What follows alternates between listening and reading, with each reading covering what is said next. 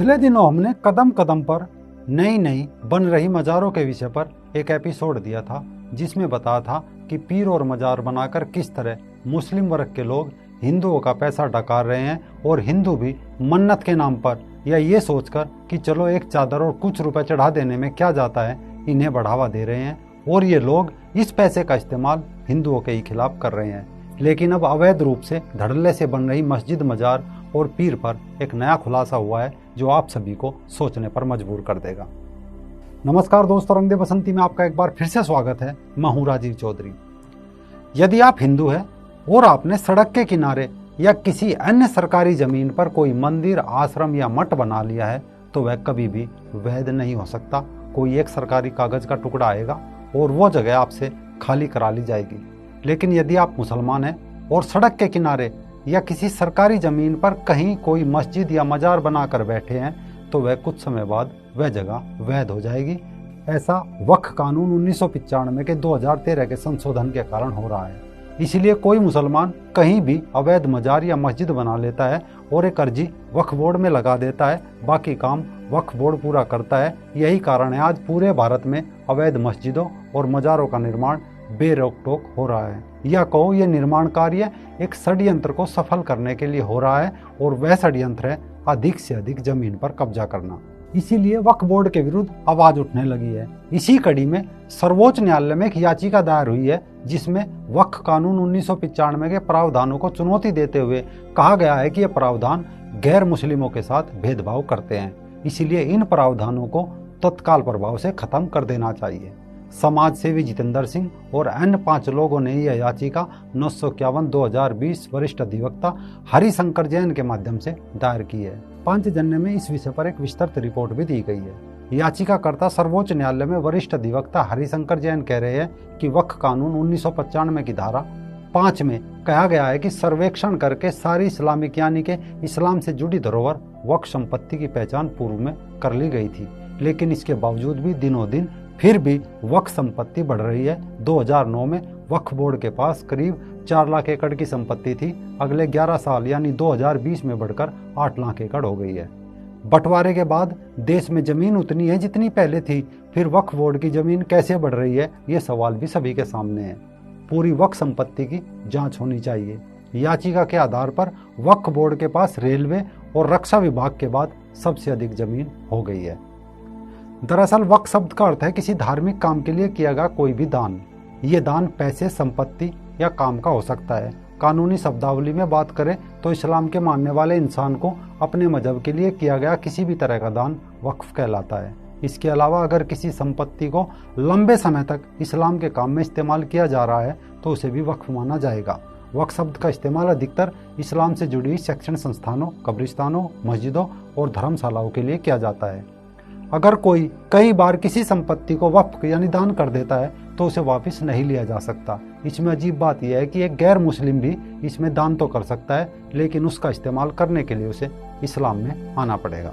अब इसमें भी 2 बोर्ड हैं, एक सुन्नी और दूसरा शिया। दोनों की संपत्ति अलग अलग है। शायद वोट बैंक की राजनीति के चलते सोनिया मनमोहन सरकार ने वक्फ बोर्ड को इतनी ताकत दे दी थी कि आज वह जमीन हथियाने का एक उपकरण बन चुका है। 2013 में सोनिया मनमोहन सरकार ने वक्फ कानून 1995 में संशोधन करके उसे ऐसे अधिकार दिए जो भारत को इस्लामीकरण के रास्ते पर आगे बढ़ा रहे हैं, क्योंकि इसकी धारा 40 में यह प्रावधान है किसी भी संपत्ति को वक्फ संपत्ति घोषित करने से पहले उसके मालिक को सूचित करना जरूरी नहीं है। यानी आपके चबूतरे पर मजाक मजाक में बनी कोई मजार या चुपके से उस पर लिखा 786 वक्फ संपत्ति घोषित किया जा सकता है। बाद में असली मालिक वक्फ काउंसिल में मुकदमा लड़ता रहता है। देखा जाता है कि काउंसिल ज्यादातर मामलों में वक्फ बोर्ड का ही साथ देती है।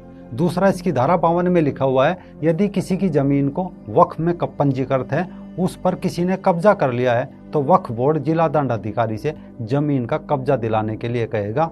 कानून के अनुसार जिला दंडाधिकारी 30 दिन के अंदर जमीन वापस दिलाएगा। यानी वक्फ बोर्ड तो आसानी से संपत्ति की सुरक्षा के लिए अनेकों कानून लेकर बैठा है, लेकिन यदि वक्फ बोर्ड ने किसी की जमीन पर कब्जा कर लिया तो उसे वापस लेना आसान नहीं होता।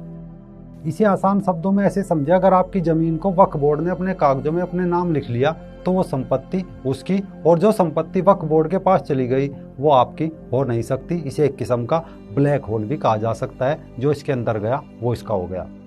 इसका इतिहास कुछ यूं है कि ब्रिटिश शासन के दौरान मुसलमानों की मजहबी संपत्ति मस्जिद, मजार, कब्रिस्तान आदि की देखरेख के लिए पहली बार 7 मार्च 1913 को एक कानून बनाया गया था। इसे बाद में 5 अगस्त 1923 को इसमें कुछ सुधार किए गए थे। यहाँ तक कि इसमें कोई ऐसी खास बात नहीं थी जिससे किसी को कोई आपत्ति हो, लेकिन इसके बाद 25 जुलाई 1930 को इसमें कुछ प्रावधान जोड़े गए और 7 अक्टूबर 1937 को भी इसमें कुछ जोड़ घटाव किया गया। 21 मई 1954 को इसमें और थोड़ा बदलाव किया गया। 1984 में इसमें कुछ परिवर्तन फिर कर दिए गए। 22 नवंबर 1995 को इसे ज़्यादा ताकतवर बनाया गया। इसके बाद 20 सितंबर 2013 को तो हद हो गई और बोर्ड को अपार शक्तियाँ दे दी गई। अब इन शक्तियों का इस्तेमाल देश में जमीन कब्जाने के लिए किया जा रहा है। यही कारण है कि किसी भी अवैध मस्जिद, मजार को वैध बनाने में दिक्कत नहीं होती। पिछले कुछ वर्षों में ही वक्फ बोर्ड ने अनेकों स्थानों पर सरकारी हिंदुओं की जमीन और मकान पर कब्जा कर लिया है। इसीलिए वक्फ बोर्ड के विरुद्ध आवाज उठाने लगी है। ये याचिका दायर होना इसी का परिणाम है, क्योंकि 1-2 मामले से ही बोर्ड की बदमाशी का अंदाजा लगाया जा सकता है।